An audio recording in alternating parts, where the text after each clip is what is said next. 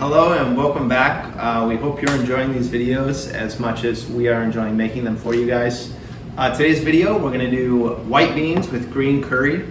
Curry is a great way to use a lot of things in your fridge that might be left over from different recipes and that kind of thing.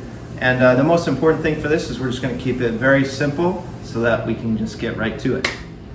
So right here is going to be the ingredients for the overall curry when we're done. If you notice, you'll see cooked beans and cooked rice, but I'm going to talk about that along the way. So we're going to cook our beans in an Instapot at a ratio of 6 cups of water to a pound of beans. So if you don't have a pressure cooker at home, what you're going to want to do is soak your beans overnight. You want to soak them with enough water to cover them by about an inch and a half, because they will absorb a lot of that water while they're soaking. And then you want to cook them the next day and just simmer them. It really depends on what kind of beans you have, but for what we're using today, I would say about an hour and a half. So for this curry, we're going to go ahead and make a type of sofrito. Everything tastes a little bit better when you have that sort of base layer of aromatics and flavors. And we're really just going to use some extra things that we had in our refrigerator that we needed to use up. So we're going to mince pretty much all of our vegetables for our sofrito base.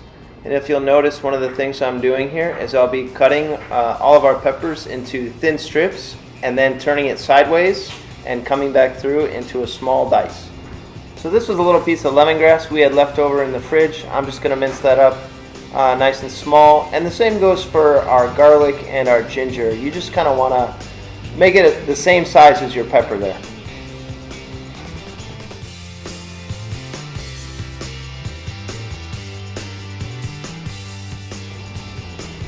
For your onion, don't worry too much about how I'm cutting it. Just cut it however you're comfortable with, as long as it's the same size.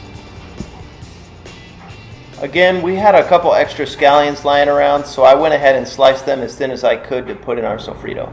For the snow peas, I just like to make sure that they're bite-sized, so I just took off the tips and cut them into thirds.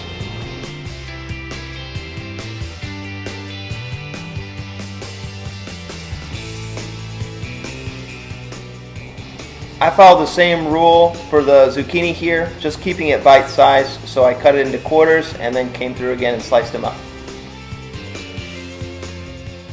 The timer on our beans are done, so now we're just going to let the steam out.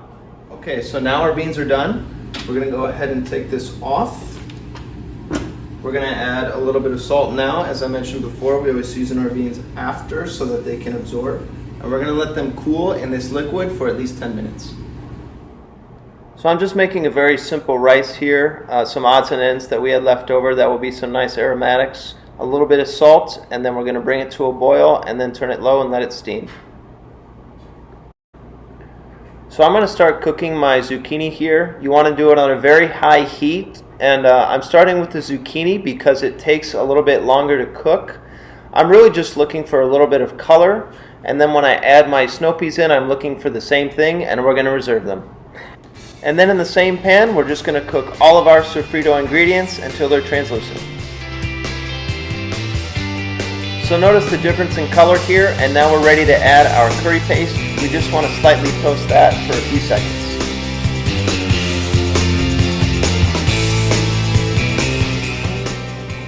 So now we're going to add our coconut milk, and you can really bring this down to whatever consistency you like. I tend to leave mine a little bit more on the loose side. So I've left cutting all of my herbs to the very end here so that they don't wilt or turn brown. And you can really cut them to whatever size you want. I tend to like a little bit rougher chop on my herbs.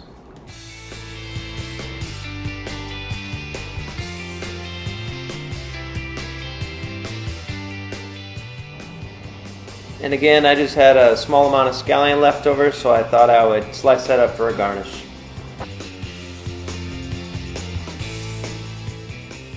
Now that we have everything ready, we're going to start adding all of our ingredients into our curry base. So our beans, vegetables, and herbs.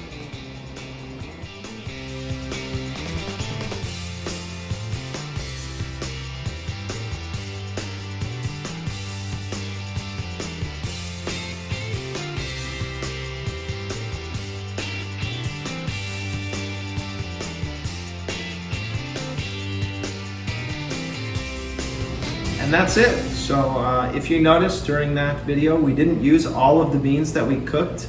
We're actually gonna save those and reserve them for another recipe. I'm thinking maybe some chipotle bean dip with something, I don't know. You'll have to stay tuned for that video. If you like this one, please subscribe to this channel and give us a like and a comment and tell us how we're doing.